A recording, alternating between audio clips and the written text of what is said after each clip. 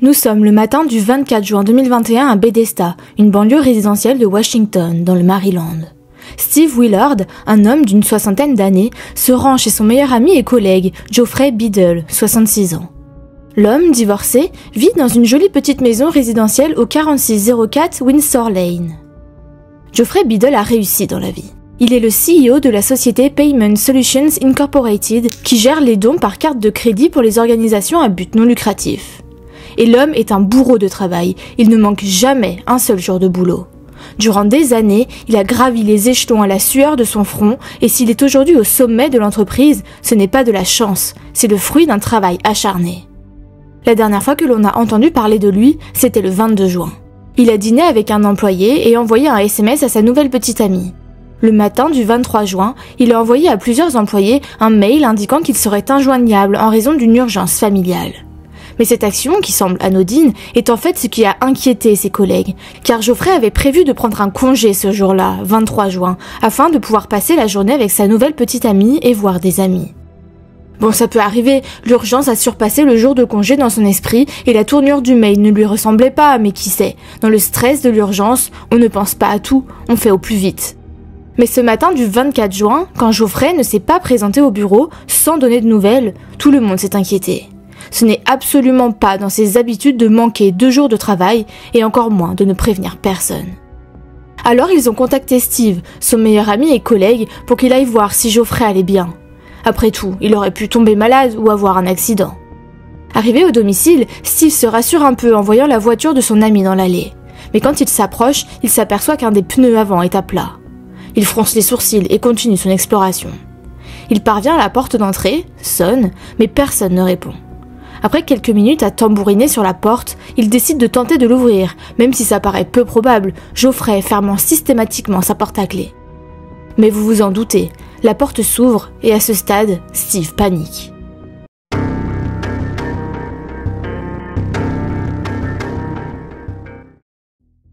Il entre dans la maison de son ami et crie son nom, mais toujours rien. La maison est plongée dans le silence. Il retrouve le téléphone portable de Geoffrey dans la cuisine, à côté de son portefeuille, dans lequel il manque des cartes de crédit et de l'argent liquide. Ce qui est curieux, car Geoffrey gardait habituellement environ $100 dans son portefeuille.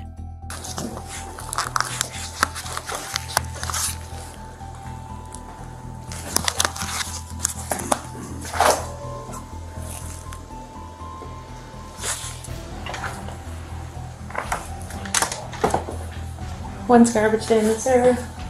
No idea. This is clean. It's clean.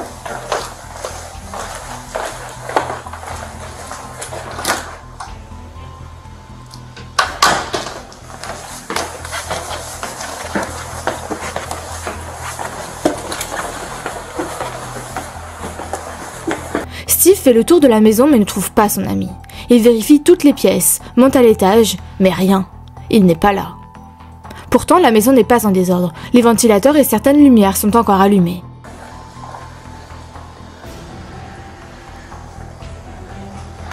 It smells like it was recently sprayed. Like cologne. Fresh cat poop on the floor. Missed the box. Well, this is just from like his... Les vêtements qu'il comptait mettre sont dans la salle de bain. Il n'y a pas de signe d'effraction ni de cambriolage. Alors, ne voyant rien d'autre à faire, il appelle la police. 2 agents arrivent rapidement sur place. Ils fouillent la maison à leur tour. Puis finalement, ils se dirigent vers le sous-sol.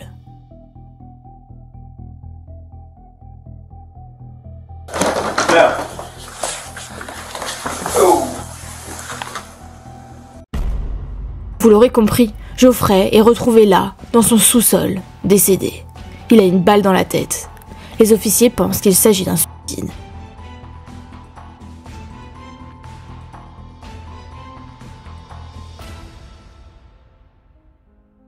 Geoffrey était un homme aimant et gentil. Toutes les personnes de son entourage l'adoraient. Malgré les épreuves qu'il a traversées, l'homme est resté bienveillant et généreux. Ses 2 parents sont morts avant qu'il n'ait 14 ans et 2 de ses frères et sœurs sont décédés dans la cinquantaine. Pour surmonter son chagrin, il s'est lancé à corps perdu dans la rénovation de sa maison qu'il a transformée de ses propres mains au fil des ans, passant d'un bungalow d'1 étage à une grande résidence de 3 étages. Il entretenait de somptueux jardins devant la maison, des roses, ses préférées, et des lys, les préférés de son unique enfant, Elizabeth, dite Liz, 34 ans, qui vit à proximité. Il aimait demander à Liz, parfois tous les jours, « T'ai-je dit que je t'aimais récemment ?» Diplômé de l'American University, il a obtenu un MBA à l'Université de Caroline du Nord et a commencé à travailler en tant que comptable dans une banque avant d'en devenir le directeur. Il a ensuite rejoint Payment Solutions, dont il est devenu CEO. Geoffrey est aussi très apprécié par ses collègues et considéré comme un homme incroyablement gentil et serviable. Il apparaît qu'il aidait ses employés, même en dehors du travail. Il a payé le voyage de l'un d'entre eux en Géorgie pour qu'ils reçoivent un traitement contre le cancer. Il en a conduit un autre à des rendez-vous médicaux. Il a personnellement réparé un grave dégât des eaux du domicile d'un autre employé. Chaque fois qu'on l'appelait, il répondait au téléphone en disant « Comment puis-je vous aider ?» Geoffrey Biddle sera regretté par tous ceux qui l'ont connu. La section homicide du département de la police de Montgomery est mise sur l'affaire. L'enquête commence et les détectives sont dépêchés sur place. Une grande quantité de sang est retrouvée sur le corps et dans tout le sous-sol, ainsi que de nombreuses douilles de calibre 22. Finalement, il s'avère que Geoffrey a été abattu à plusieurs reprises. Leurs soupçons se portent directement sur Steve, car il était là plus tôt ce matin, chez le défunt. Et en effet, ça paraît curieux qu'il vérifie toutes les pièces de la maison, sauf le sous-sol, exactement là où se trouvait Geoffrey, non ? Et puis ça s'est déjà vu, le tueur qui appelle lui-même la police. C'est une bonne diversion. Il parle aux proches de Geoffrey. Un de ses employés, John, explique qu'il a dîné avec lui le 22 au soir et qu'il allait bien. Sa nouvelle petite amie déclare qu'elle croit que les derniers messages qu'elle a reçus dans la nuit du 22 étaient de lui. Elle précise qu'il n'est jamais venu au rendez-vous qu'ils avaient programmé le 23 juin à 9h30. La police parle également à sa fille, Liz, qui est la seule famille qui lui reste, et ces dernières indiquent qu'elle n'a eu vent d'aucune urgence familiale ce jour-là. Les policiers pensent donc que Geoffrey est probablement décédé le 23 juin avant 9h30 du matin. Ils examinent les fadettes, les factures détaillées mentionnant les appels téléphoniques émis et reçus d'un client d'un opérateur téléphonique, et il s'avère que le 23 juin à 7h58, le téléphone de Geoffrey a passé un bref appel d'environ 1 minute à la banque SunTrust, et c'est la première fois qu'il appelle sa banque depuis 2018. Plus curieux encore, il a visité le site web de la banque plus tôt ce matin-là, vers 7h. Le 25 juin, le détective interroge un employé de Payment Solutions, David Sacramo, qui a accès aux comptes personnels et professionnels de Geoffrey. L'enquêteur lui demande d'examiner le compte bancaire du défunt pour voir s'il y a des transactions suspectes. David s'exécute et il remarque un chèque provenant du compte personnel à la banque de SunTrust, libéré à l'ordre d'un certain Billy Phillips et daté du 20 juin 2021. Mais David trouve ça très étrange, car Billy Phillips était un ancien employé de la société, mais il n'y travaillait plus depuis au moins 1 an. Alors David examine la copie scannée du chèque et remarque immédiatement que la signature a été falsifiée, car elle ne correspond pas à celle de Geoffrey. David transfère à l'enquêteur la photo du chèque, ainsi qu'une photo de la signature réelle de Geoffrey provenant d'un autre document. Et effectivement, quand on compare les deux signatures, elles sont manifestement différentes. En outre, le détective examine l'endossement au dos du chèque qui porte la signature de Billy Phillips et remarque que le B de Billy et le B de Biddle sont pratiquement identiques. Ce chèque de 4 500 $ a été encaissé le 23 juin 2021, le jour du meurtre. Un autre a également été encaissé d'un montant de 4 000 $. Le lendemain, 26 juin, David prend de nouveau contact avec l'enquêteur pour lui faire part de sa découverte. Il s'agit d'un autre chèque suspect, également libellé à l'ordre de Billy Phillips, daté du 17 juin et d'un montant de 9 500 $. La signature au recto du chèque semble identique à la signature frauduleuse de celle du premier. Ce deuxième chèque a lui aussi été encaissé le 23 juin, jour du meurtre. Comme je l'ai dit, Billy Phillips est un ancien employé de Payment Solutions, mais il n'y travaille plus depuis 2020, donc près d'1 an. Alors pourquoi Geoffrey ferait-il des chèques à un ancien employé ? Surtout que d'après les collègues de l'entreprise, les deux hommes n'étaient pas vraiment proches. Interrogé, David déclare que Billy a été licencié de Payment Solutions en mai ou en juin 2020, en raison d'un manque de performance. Mais quand le détective interroge Steve Willard, vous vous souvenez, le collègue haut placé de Geoffrey, il a plus de choses à raconter sur ce Billy. Il déclare qu'en réalité, il a licencié Billy de son entreprise en avril 2020 pour fraude et que, peu après l'avoir licencié, il a découvert qu'il lui avait volé et encaissé 3 chèques. Plus intriguant encore, Steve affirme que Billy connaît toutes les personnes à qui le mail suspicieux a été envoyé. Toujours selon lui, il est extrêmement inhabituel que Geoffrey appelle la banque à 7h58 pour quelque raison que ce soit. Du fait de la courte durée de l'appel, le détective pense qu'il a pu avoir pour but de vérifier le solde du compte. Le 28 juin, les enquêteurs apprennent que le 23 juin, jour du meurtre, à 13h03, Billy a déposé 94 $ en espèces dans un distributeur de sa banque, et si vous vous souvenez bien, ce montant correspond à celui de l'argent volé dans le portefeuille de Geoffrey. Maintenant qu'il a une photo de ce Billy, l'enquêteur décide de vérifier les vidéos de surveillance de la banque et il détermine que c'est bien Billy qui a effectué les dépôts. Apparemment, l'homme n'était pas agité, il était cool, calme et posé. Il convient de noter que sur la vidéo de l'un des dépôts du 23 juin, Billy portait un t-shirt vert-gris et un short blanc à carreaux.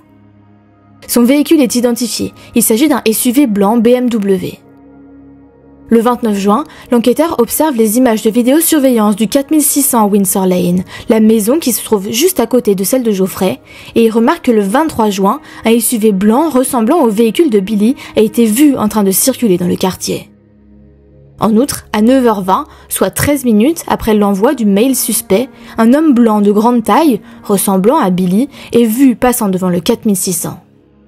Le sujet sur la vidéo porte le même t-shirt vert-gris et le même short que sur la vidéo de surveillance de la banque prise seulement 4 heures plus tard.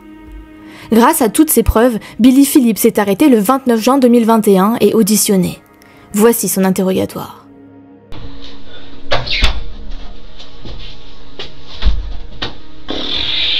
Alright, Billy.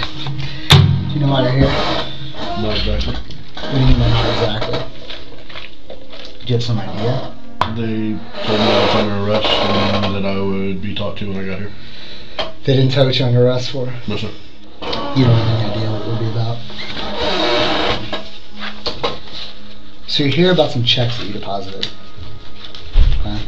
Okay. Have you deposited any checks lately? Yes, sir. Okay. Why do you sound like that?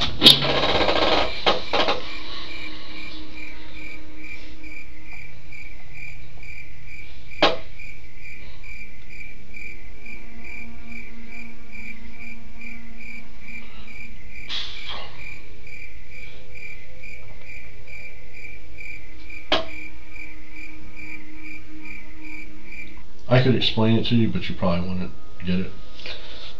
Well, why don't you try? Because I've heard a lot of shit, so maybe I would. I deposited checks that I shouldn't have deposited, mainly out of desperation with new baby on the way and back was against the wall. Whose checks did you deposit? Steve Willard's. Steve Willard's. Did they go through or did they bounce? They went through. Okay. How did you come into possession of the checks?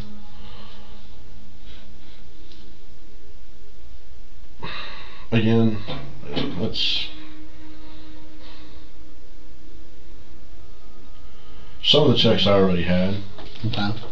in my possession. They were given to me, and then certain things happened. So you mean they were like legitimate checks that he wrote to you? They were given to me in case of emergencies. So blank checks. Okay, but let's... Again, it was in case of emergency, and I worked really close with the man. Okay, how long did you work for him for? Since 2016. Yep, 2016, 2017. Until... 2020.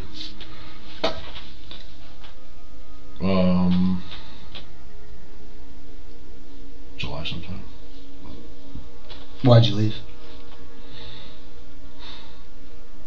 Well, he went crazy. There's no other way to say it. I mean, I've talked to the guy, so He went...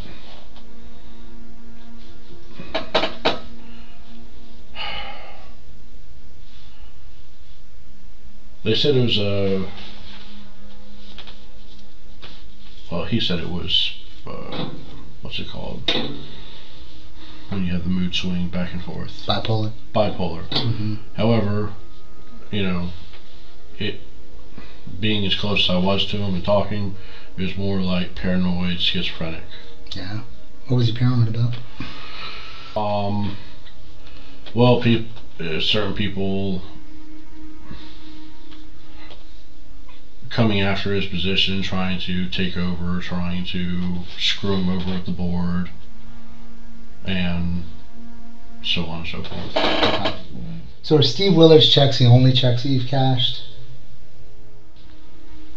There was...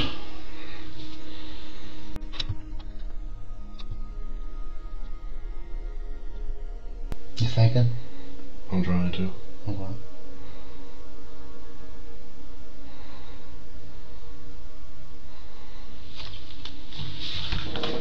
If I showed you some pictures of some checks, might they jog your memory?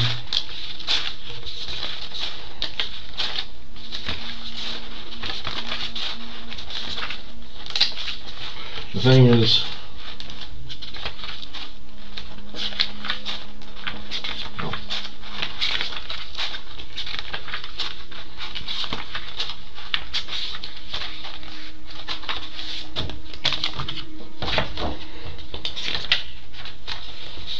Who's Jeff Biddle? guy I used to work for. You ever cash any of his checks? I have. Have you ever forged any checks from Jeff to yourself?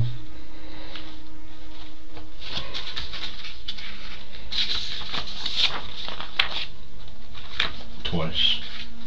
Okay, when was that? I don't even know when that was. What do you mean I know when that was?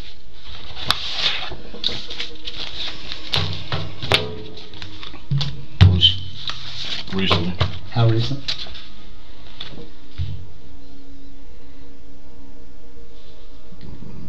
Last week. I'll see if I can get you that on, but do you recognize that picture?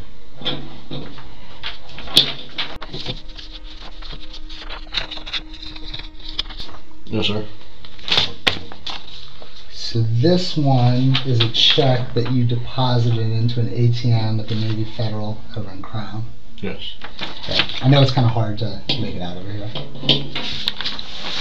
Here's a better picture of it. It's for $9,500. Yes, sir. Okay, you deposited on, it looks like, you can't read it here very well, but it's on June 23rd, which was last Wednesday, at 11:53 p.m. Where did you get those checks?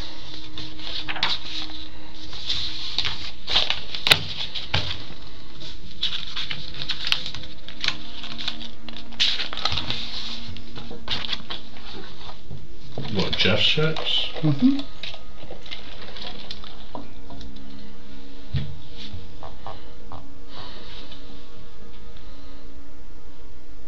See, this is where I'm real scared right this second. Okay. Why are you scared?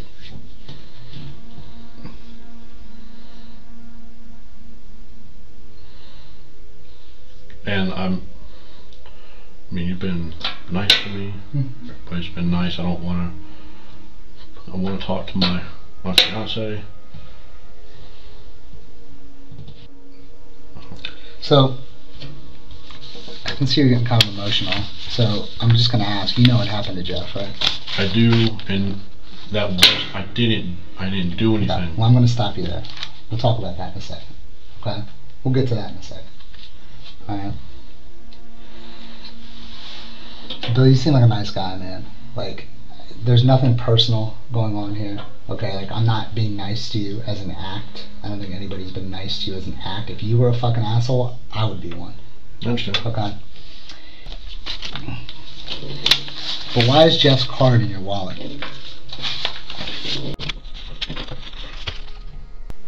See, Billy, the thing is that things happen, and things have happened.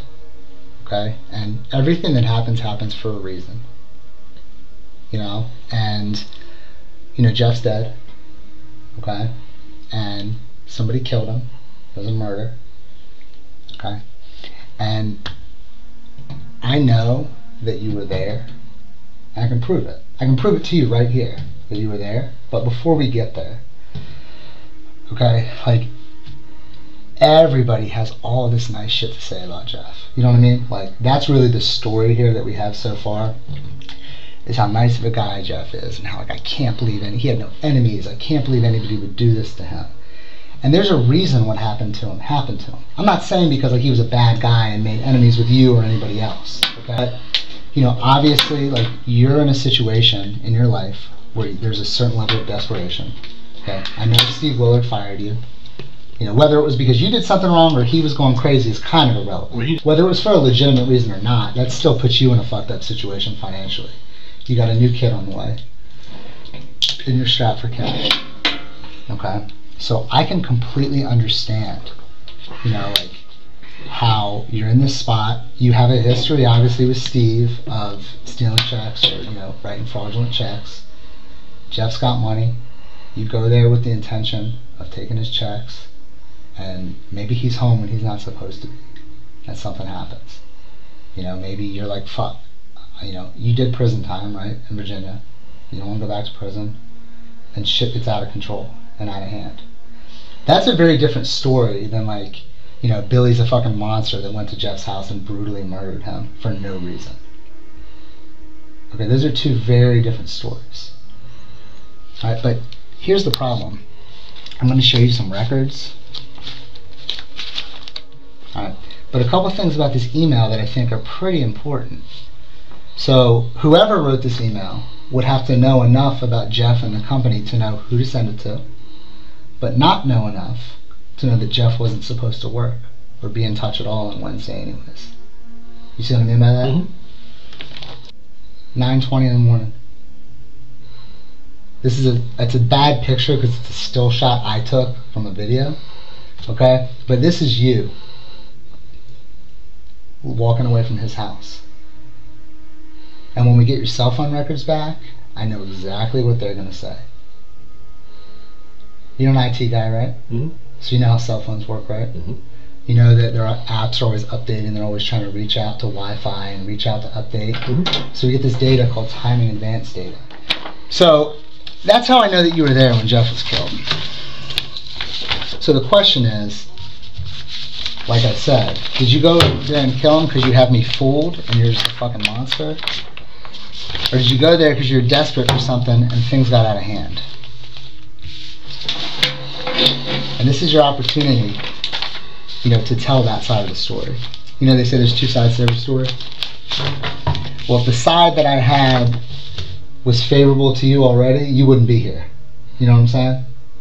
So, this is it, man. Like, this is your shot to tell us what happened.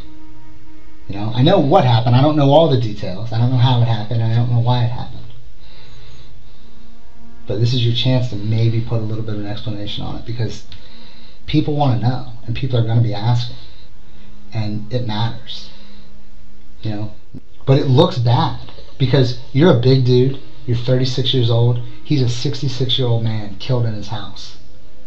It fucking looks bad, man. You know. And you've been as nice and as respectful as can be here. Like, I'm younger than you and you're calling me sir and shit. Like, you don't have to do that anyways, you know what I mean? Like, I'm not sir, I'm just Pete. But, like, you know, there's no question that you did this. There isn't. Or that you were there. I was there, but I didn't kill him. So what happened? If you were there but you didn't kill him, what happened? And this is the part that just... So that's you on video. What happened? Was somebody else with you? No. Okay. Did he shoot himself? No. Okay. I know he didn't shoot himself because of where he was shot and how many times he was shot. So what the fuck happened? I know he was alive between 6 and 7. I know what time you got there. Okay? I know he didn't make that call to SunTrust unless he did it because you made him do it. You have his fucking card in your wallet. You cashed his checks that you forged to yourself the day he was murdered. And I'm not yelling at you to yell at you or be an asshole, but like, I'm trying to get it through your head that, like, this is fucked up. You know, and I'm giving you the chance to tell me what happened. Because, you know, if you don't give me the chance, if you don't tell me what happened, you know what it looks like. Because I believe because you have some working knowledge of his company and his work habits because you used to work for him, that you had no idea he was going to be there. I don't think you went there to hurt him. I think you went there to steal checks. Actually, I knew he was. So you knew he was going to be there. Mm-hmm. Okay. So how did you end up there at 7 o'clock in the morning? Why did you go there? I mean, this is it, Billy. Like right now, sitting here talking to me, this is the biggest moment of your life. Okay? It's bigger than when your daughter was born last month or earlier this month. This is the biggest moment of your life right now. But there's just no way.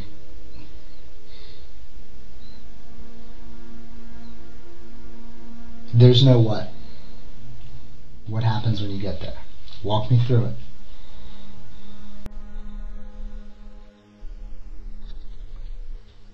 Pete, I'm scared to death right this second.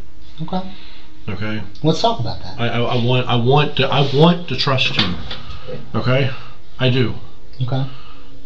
And legitimately, I have an explanation. Okay. It's not great. It's still bad. Okay. Okay. Okay. But you're asking me. Okay. Mm-hmm. And you know, every single time, hell, even Willard told me, you know, to not say anything and ask for an attorney.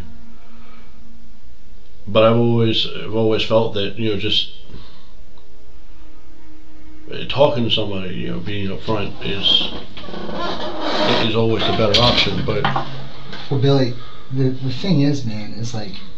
And I don't want to be labeled as a monster because I'm not a monster. So that's what I'm telling you, bro. But they're already labeling me a monster. Nobody's labeled you anything. Okay? It's just me and you here. Okay? Nobody knows you're here except for me and the guys that I work with. Hell, you know? My fiance and my son know. Well, there's nothing we can do about that, okay? You know, but... Except put the right picture out there. Don't put the monster picture out there. That's not what it is. Let's put the right picture out there. But see, you're not gonna believe you're not gonna believe it. I don't have a gun. I'm sorry, I just don't have one. Okay. Okay. Now, how I came into the checks it was the same day. Okay. Okay. Well, here's the thing, man. Is like it doesn't necessarily. Like, you're sitting here saying I'm not gonna believe you. We haven't told me yet. First of all. Second of all, like. Bro, like, there's only one way to go here, hands up, because it looks fucked up. So tell me what happened. Tell me how you got there. Tell me how you got the checks. Put the story out there. This is your chance to write your side of the story. You know? And you don't have to trust me to believe that that's the truth. Like, this is your shot to write your side of the story.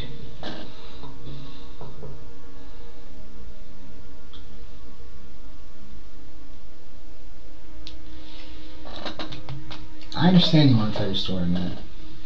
So why don't we start with something easy? What time did you get there?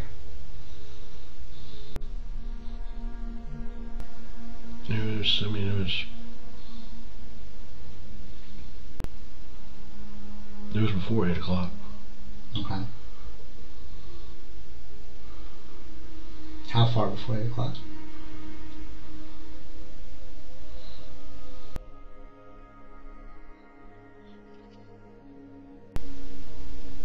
I didn't kill anybody, Pete. So what happened? You said you got there before 8 o'clock. How did you get in the house?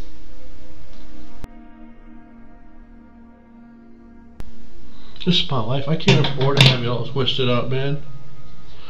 But even if I explain it and I show you and I tell you I didn't do it, I'm still going to be charged for it, and now it's going to be up to the damn courts, so the courts. How did you get in the house? To the front door. Was it locked or unlocked? It was unlocked. You rang the doorbell? I knocked on the door a few times. The front door? Yes. Alright, so then what happened?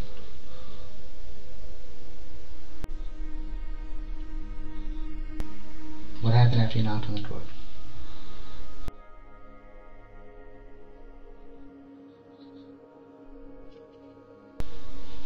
I'm not a monster, Pete.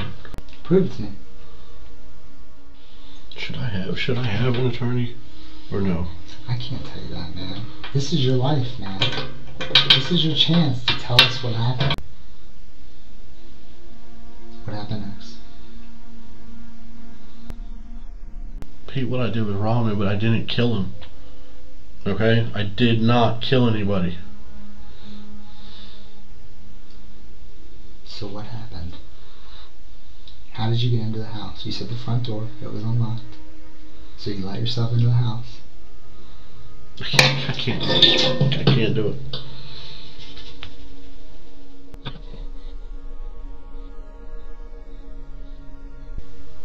I need an attorney, I'm sorry. Voilà, Billy n'avouera pas. Pourtant, les preuves sont là. Le détective dans la vidéo en a parlé. Ils attendaient les résultats des données du portable de Billy.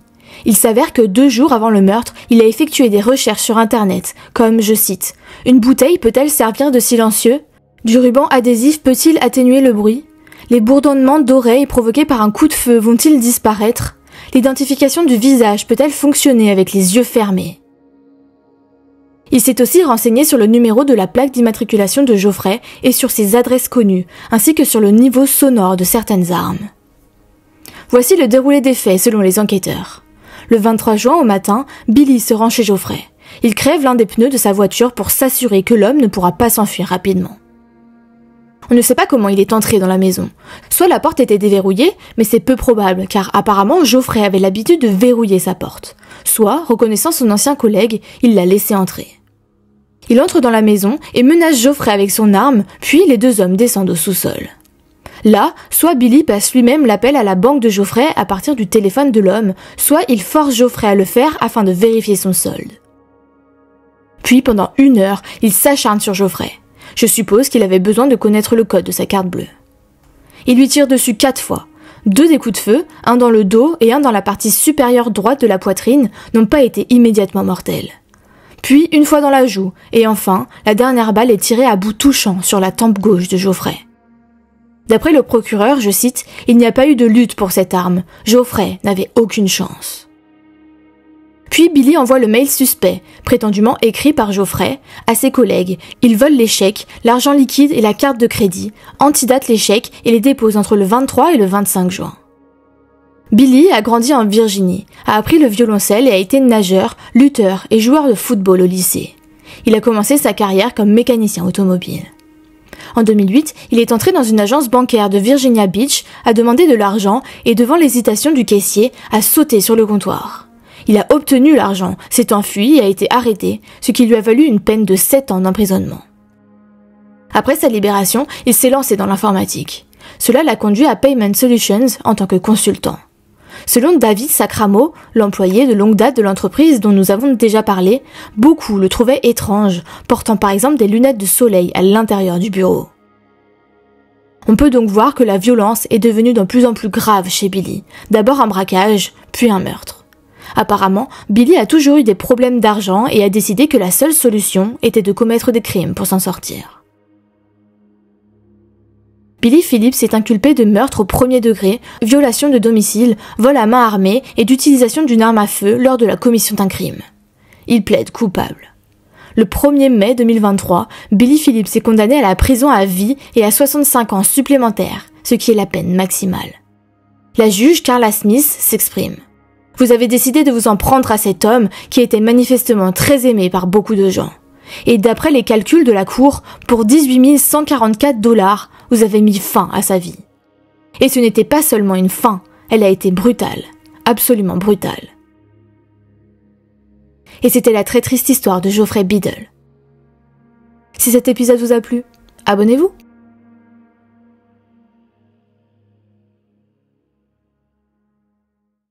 Emergency.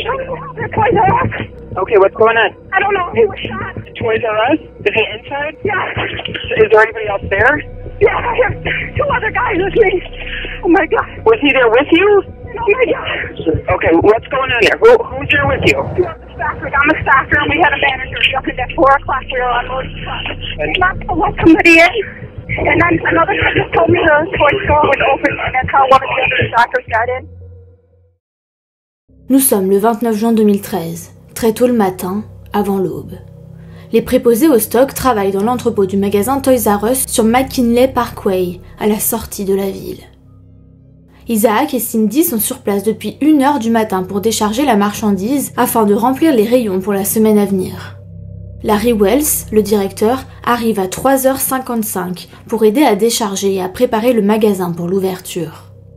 Le prochain employé à arriver est Anthony, qui se présente devant la porte d'entrée à 4h53 et sonne pour que Larry, son directeur, le laisse entrer. Le magasin n'a pas encore ouvert, donc les portes sont verrouillées et c'est le gérant qui doit laisser entrer les employés dans le magasin. Donc Larry, le responsable, laisse entrer Anthony et on se retrouve donc avec Isaac, Cindy, Anthony et Larry à l'intérieur du Toys R Us en train de travailler. Mais peu de temps après que Larry ait laissé entrer Anthony, juste après 5h du matin, un autre employé du magasin, Richard, arrive un peu en retard. Lui aussi sonne pour que Larry lui ouvre, tout comme Anthony l'a fait, mais cette fois-ci, Larry ne répond pas. Richard est confus, mais puisqu'il est en retard, il se dit que Larry ne l'attendait sûrement plus et qu'il est sorti de son bureau. Alors Richard fait le tour du bâtiment pour frapper à la porte latérale, mais une fois qu'il l'atteint, il la trouve entrouverte, ce qui le surprend. Ce n'est pas quelque chose d'habituel. De jour comme de nuit, il garde toujours cette porte fermée. Mais bon, il entre, il pointe et commence à travailler comme d'habitude. Et comme la plupart des magasins Toys R Us, c'est un immense magasin et un immense entrepôt, où les allées sont longues et mal éclairées. Chacun sait ce qu'il a à faire, chacun est occupé, et c'est donc pour cela que Richard ne trouve pas étrange de ne pas avoir encore croisé d'autres employés une fois entré dans le bâtiment. Vers 5h40, Isaac, l'un des premiers employés arrivés ce matin-là, souvenez-vous, commence à entendre un bruit répétitif qui ressemble à une alarme qui se déclenche quelque part dans le magasin, et ça commence à l'énerver. Il appelle donc son responsable via sa radio portable. « Larry, tu peux éteindre cette alarme ? Ça me rend fou. » Mais il n'a aucune réponse. Isaac recommence. Toujours rien. Il appelle alors Cindy par radio et lui demande d'aller trouver Larry pour qu'il puisse éteindre cette alarme. Environ 1 minute après, Isaac entend Cindy crier à travers l'alarme. Il court vers le bureau du directeur et voit Larry, sur sa chaise, mort ou inconscient, saignant de ce qui semble être une blessure par balle à la poitrine. Cindy se tourne pour décrocher le téléphone, mais remarque qu'il pend déjà. Il semblerait que Larry ait déjà essayé d'appeler à l'aide, mais qu'il se soit évanoui dans l'opération. Paniquée, Cindy compose rapidement le 911, tandis que le reste des employés se rassemblent autour à cause de l'agitation. Elle pleure en disant au dispatcher d'envoyer de l'aide immédiatement. Elle pense que son directeur a été abattu et elle ne sait pas s'il est mort ou vivant. 911 emergency. Toys R Us. Okay, what's going on? I don't know. He was shot. Toys R Us? Is he inside? Yeah. Is there anybody else there? Yeah, I have 2 other guys with me. Oh my God. Was he there with you? Oh my God. Okay, what's going on here? Who's there with you? I'm a stacker and we had a manager jumping at 4 o'clock. We were on load truck. And not to let somebody in. And then another guy just told me the toy store was open and that's how one of the other stackers got in. Ensuite, les 4 employés, Isaac, Cindy, Anthony et Richard, sortent sur le parking au cas où le tireur, ou quoi qu'il se soit passé, serait toujours à l'intérieur du magasin. Les secours arrivent environ 5 minutes plus tard. Le premier policier sur les lieux vérifie le pouls de Larry, et même si l'homme ne réagit plus, son cœur bat toujours. Les ambulanciers l'emmènent d'urgence à l'hôpital Mercy, mais malheureusement, il est trop tard pour le sauver. Larry Wells est déclaré mort suite à une perte de sang résultant de 3 coups de couteau. Il s'avère donc qu'il n'a pas été abattu par balle comme Cindy l'a pensé au départ, mais qu'il a été poignardé. D'un côté, ça paraît plus logique, car je me dis que les employés auraient sans doute entendu le coup de feu. Larry Wells n'avait que 35 ans, et il laisse derrière lui une femme enceinte et une petite fille. Lawrence Wells, dit Larry, a rencontré sa femme Jill au collège. Ils sont sortis ensemble au lycée et ne se sont plus jamais quittés. Les amoureux sont allés ensemble à la même université, où Larry a obtenu un diplôme en éducation élémentaire, puis un master. Larry et sa femme faisaient tout ensemble, tout le temps. Ils étaient plus proches que jamais. Larry avait une passion pour le travail avec les enfants. Il a été pendant quelques années professeur particulier et professeur suppléant en école primaire. Mais les temps étaient durs et Larry a eu du mal à décrocher un poste d'enseignant permanent. Mais il voulait des enfants à lui. Il voulait acheter une maison avec sa femme et fonder une famille. Il devait donc, pour joindre les deux bouts, trouver un emploi sûr et stable. Alors il a fini par quitter l'enseignement. Les élèves à qui il a enseigné se souviennent néanmoins de lui avec tendresse. C'était un homme gentil et attentionné. En 2006, il commence à travailler pour Toys R Us et sa personnalité chaleureuse et empathique ainsi que son attitude optimiste ont fait l'unanimité auprès de tous ses collègues. Et ce qui avait commencé comme une sorte de plan B temporaire pour Larry est devenu une deuxième carrière lorsqu'il a été promu d'employé à manager. Lorsque sa femme a donné naissance à leur fille, Madison, dite Maddie, en 2009, il était plutôt bien placé, et même s'il travaillait de longues heures, arrivant souvent au travail à 4 ou 5 heures du matin, même le week-end, il passait chaque moment libre avec sa famille. En 2013, Jill est à nouveau enceinte d'une petite fille, et toute la famille est aux anges d'apprendre la nouvelle. Mais aujourd'hui, aux premières heures de cette journée du 29 juin 2013, la famille Wells est brisée à jamais. Une fillette a perdu son papa, une femme a perdu son époux, et un bébé ne connaîtra jamais son père. La police est en train d'examiner la scène de crime, tandis que les autres employés du magasin commencent à se présenter au travail. Ils sont choqués d'apprendre que leur directeur bien-aimé, Larry, est décédé plus tôt ce matin-là dans son bureau, dans le magasin, qui était désormais fermé par un ruban jaune de scène de crime. Bon, parlons un peu des suspects. Évidemment, les regards se tournent vers les 4 employés qui se trouvaient dans le magasin lorsque Larry a été poignardé. On dirait un peu une grande partie de Cluedo. Qui a tué le responsable du magasin ? La police les interroge immédiatement. Cindy, bien sûr, a été la première à trouver Larry, ce qui fait d'elle la principale suspecte. Richard est arrivé en retard au travail et n'avait aucune excuse pour l'expliquer.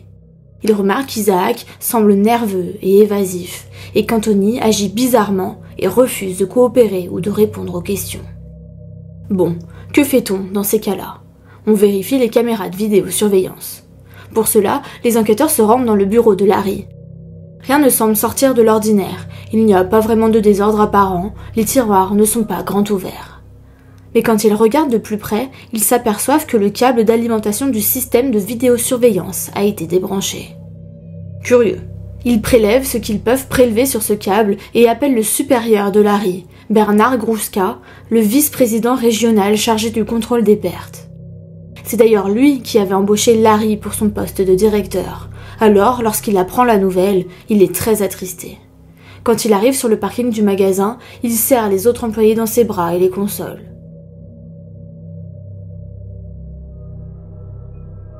Bernard et les policiers commencent à visionner les vidéos des différentes caméras de surveillance du magasin, espérant que cela leur donnerait les réponses qu'ils cherchaient. Mais au contraire, cela allait rendre les choses beaucoup plus confuses. Une des vidéos montre qu'à 4h20 ce matin-là, environ 25 minutes après l'arrivée de Larry Wells au travail, un homme a utilisé une sorte d'instrument pour crocheter la serrure pendant de longues minutes pour entrer dans le magasin par la section Babies R Us. Bon, les vidéos de surveillance sont très granuleuses et de faible résolution. Il est donc difficile de distinguer les détails. Mais l'homme portait apparemment un masque, une écharpe, une casquette de baseball noire et dorée et un pantalon de survêtement. Dans ses mains se trouvait ce qui semblait être un couteau ou un autre instrument tranchant, et il semblait se faufiler dans les allées de Toys R Us comme un ninja, essayant d'esquiver les caméras de surveillance.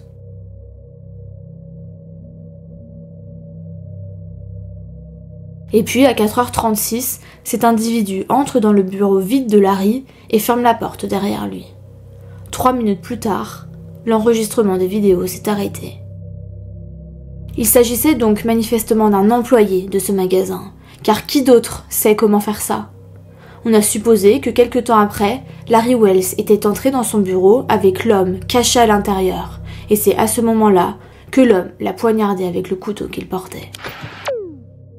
Bernard déclare à la police qu'il n'a aucune idée de l'identité de la personne qui apparaît dans la vidéo. Réalisant qu'il ne s'agit probablement d'aucun des 4 autres employés du magasin, car ils les ont vus rôder dans d'autres rayons au même moment, les enquêteurs leur demandent de regarder eux aussi la vidéo pour voir s'ils reconnaissent l'homme. Il suppose, comme nous, qu'il s'agit de quelqu'un qui connaît le magasin. Quand on y pense, c'est très bizarre. Personne n'a rien vu, personne n'a rien entendu. Ce n'est que lorsque Cindy est entrée dans le bureau de Larry et qu'elle a crié qu'ils ont compris que quelque chose n'allait pas. Le seul détail important que la police a pu tirer de la vidéo était que l'homme mesure entre 1m75 et 1m80 compte tenu de la hauteur des étagères devant lesquelles il marchait. Voilà, c'est léger quand même. Comment retrouver cet homme ? Heureusement, un élément de preuve clé est retrouvé sur le sol du bureau. La casquette de baseball noire et dorée que portait le tueur. Il l'a apparemment fait tomber et a oublié de la récupérer. C'est une casquette du championnat des Florida Gators de 2007. Mais encore une fois, aucun des employés ne l'a reconnue ou n'a pu penser à quelqu'un qui l'avait portée. La police de Hambourg décide de faire appel à la communauté en diffusant la vidéo de surveillance et une photo de la casquette, au cas où quelqu'un pourrait reconnaître quelque chose. Ils envoient la casquette au laboratoire pour des tests ADN, ainsi que celui retrouvé sur le câble, et la vidéo aux experts du laboratoire du FBI à Quantico. Il s'agit de techniciens spécialisés dans l'amélioration et la mise à l'échelle de vidéos dans l'espoir d'en améliorer la qualité. Toys R Us, en plus d'avoir des caméras de surveillance à très faible résolution, n'avait pas de caméra à l'extérieur du bâtiment. Les enquêteurs mènent des recherches terrestres et aériennes et visionnent des heures et des heures de vidéosurveillance des entreprises voisines, mais ils ne trouvent rien qui puisse être utile à leur enquête. La police est perplexe et même le motif leur est inconnu. Comment quelqu'un peut-il être poignardé dans Toys R Us avec 4 autres employés là-bas sans que personne ne se rende compte de rien ? Alors ils décident que la meilleure approche est de partir sur l'hypothèse qu'il s'agit peut-être d'un cambriolage raté. Larry Wells est enterré le 4 juillet et des employés comme Isaac, Cindy et Bernard sont venus lui rendre hommage. Pendant ce temps, l'enquête se poursuit. Le magasin compte des dizaines et des dizaines d'employés et la police veut interroger chacun d'entre eux, car ils veulent exclure la possibilité qu'il s'agisse d'un coup monté de l'intérieur.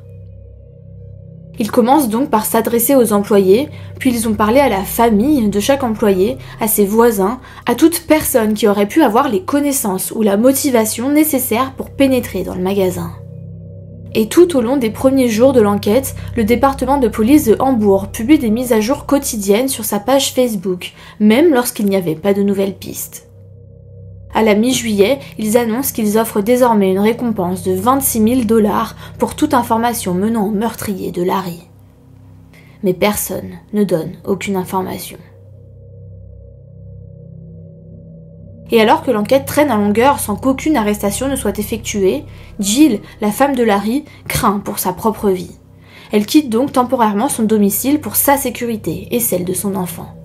Elle déclare, je cite, « Si je suis dans un magasin ou ailleurs, je regarde autour de moi et je me demande si ça pourrait être cette personne. Si cette personne n'est jamais arrêtée, je serai toujours en train de regarder et de me demander de qui il s'agit. » Et il faut bien le dire, son mari a été poignardé à mort. Et si c'était elle, la prochaine ? Pendant ce temps, le laboratoire a pu établir un profil ADN à partir des échantillons récoltés sur la scène de crime. Ce profil est téléchargé dans les bases de données nationales et locales, mais n'obtiennent aucune correspondance. La police décide donc de recueillir des échantillons d'ADN auprès de tous les employés du magasin afin de pouvoir les exclure. Et ils ont finalement réalisé qu'il y avait une personne dont l'ADN manque. Bernard Gruska, le vice-président régional de la prévention des pertes, l'homme qui a embauché Larry. Bernard a été très utile au début de l'enquête, peut-être même trop utile. Certains des détectives l'avaient ressenti, mais maintenant ils ont du mal à obtenir un autre rendez-vous en face à face avec lui pour recueillir son ADN. Il est toujours trop occupé, il tourne autour du pot, il donne vraiment le change. Mais peut-être qu'il a juste du mal à accepter ce qu'il s'est passé parce qu'il a dû prendre un congé de Toys R Us et qu'il a changé de domicile. Mais la raison pour laquelle il ne vit plus chez lui n'avait en fait rien à voir, ni avec le travail, ni avec ce qui s'était passé à Toys R Us. Et la police allait bientôt le découvrir. En fait, sa femme avait obtenu une ordonnance de protection contre lui quelques semaines seulement avant le meurtre de Larry Wells. Ce qu'il s'est passé, c'est que tard dans la nuit, vers 1h du matin, Bernard a eu une violente dispute avec sa femme qui a atteint son paroxysme lorsqu'il l'a poussée puis s'est précipité à l'étage dans la chambre principale. Et de là, sa femme a entendu un coup de feu. Elle s'est ruée à l'étage pour voir comment il allait et l'a trouvé face contre terre. Et quand elle l'a retourné, il semblait parfaitement vivant et en bonne santé et lui a dit « Je voulais juste voir si tu m'aimais toujours ». Il est inutile de dire que sa femme était furieuse. Le lendemain matin, elle a appelé la police qui a confisqué l'arme et l'a arrêté pour possession criminelle d'une arme et harcèlement. Et vous savez, ce n'était même pas le premier incident domestique chez les Gruska. C'était en fait le 3e. Ce mariage avait été difficile. Et même Larry Wells le savait. Larry a raconté à Jill comment Bernard, son patron, avait trompé sa femme à plusieurs reprises et n'était même pas discret à ce sujet. Il emmenait carrément ses copines à Toys R Us avec lui et allait dans le bureau du directeur pour passer du temps avec elles. Et le plus triste, c'est que la femme de Bernard a été diagnostiquée d'un cancer du sein en 2008, 1 an après qu'il ait commencé à travailler pour Toys R Us. Les factures médicales ont poussé Bernard dans le précipice financier alors que lui et sa femme étaient déjà noyés dans un océan de dettes. Une fois diagnostiqué, la situation s'est dégradée à cause des dettes de carte de crédit, des factures d'hôpital impayées et des impôts sur plus d'une demi-douzaine de propriétés d'investissement que le couple possédait, et ils avaient aussi leurs enfants à nourrir et à entretenir. Et puis, il faut avouer que les Gruska, bien qu'ayant des problèmes d'argent, ne se refusaient pas grand-chose. Tout cela est devenu si grave qu'en 2009, Bernard a dû déclarer faillite. À ce moment-là, le total des dettes accumulées par le couple dépassait le $1 million. Bernard gagnait $90 000 par an chez Toys R Us, ce qui n'était pas rien à l'époque, ni même aujourd'hui. Et sa femme gagnait $500 par mois grâce aux ventes de marchandises de sa boutique en ligne. Mais c'était toujours bien moins que ce qu'il dépensait. Après avoir déposé le bilan, Bernard a reçu une grosse somme d'argent d'un membre de sa famille qui avait reçu une indemnité à la suite d'un procès. Et ses dettes ayant été réglées par la faillite, Bernard a utilisé cet argent pour acheter plus de choses. Lui et sa femme aimaient les bonnes choses de la vie. Ils possédaient une flotte de voitures neuves et vivaient dans une immense maison qu'ils avaient construite eux-mêmes, avec une piscine bordée de rochers, une cheminée, des lustres coûteux et un terrain de 2 hectares. Mais derrière les portes closes, on sait que leur mariage était en train de s'étioler. Et après l'incident de début juin où il a fait semblant de se suicider, il semblait que les choses empiraient. Après avoir appris tout cela, les enquêteurs sont impatients de parler à nouveau à Bernard pour récupérer son ADN, mais ils ont toujours du mal à le localiser. Ils ont alors contacté ses proches, et l'un d'eux a pu les mettre en contact avec Bernard, qui séjournait alors chez son père. Les policiers se présentent au domicile le 14 août 2013 et lui disent qu'ils avaient vraiment besoin d'un échantillon d'ADN de lui pour pouvoir l'éliminer de la liste des suspects, comme les autres employés. Bernard accepte, ils font un prélèvement dans sa bouche et s'en vont. Il faut un peu moins de 2 mois pour obtenir les résultats. Grande nouvelle, l'ADN qu'ils ont recueilli sur Bernard correspond au profil ADN présent sur la casquette de baseball laissée par le tueur. Bernard Gruska est donc maintenant le suspect principal. Et c'était le plus improbable des suspects. Parce que pourrait bien être le mobile ici? Que s'est-il passé? Le vice-président régional du contrôle des pertes de Toys R Us tue l'un de ses propres employés? Mais pourquoi? Les enquêteurs se rendent chez lui pour le confronter aux preuves ADN. Mais l'homme clame son innocence. Ce qui est absolument incroyable de voir comment ces tueurs continuent toujours à insister sur le fait qu'ils sont innocents, même lorsqu'ils savent que l'ADN rend la chose assez irréfutable. Enfin bref, Bernard dit qu'il ne comprend pas, que ce n'est pas possible, que tout ça n'est qu'un cauchemar, qu'il n'a rien fait. There's one other issue, and it's a major issue, so that you never saw the hat, you don't know who's in that video. How was your DNA on that hat? My DNA's on the hat? I have no idea. The only thing I could think of is the fact that I saw it. It makes no sense. Guys, I didn't do this to Larry. This is your opportunity. Guys, I didn't do it. I'm sorry. I don't know what you want to say. You made a mistake. Don't make another one today. Whatever, guys. Your DNA's burning. Great.